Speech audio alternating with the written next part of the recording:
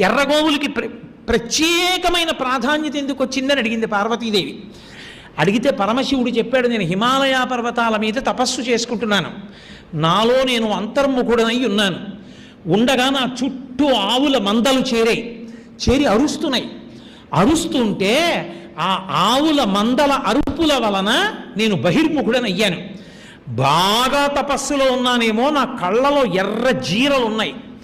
నేను ఇలా కన్నులెత్తి చూసేటప్పటికీ నా ఎదురుగుండా ఉన్న గోవుల మీద ఆ తపశ్శక్తితో కూడిన ఎరుపు జీరలు పడి ఆ గోవులు ఎరుపెక్కాయి.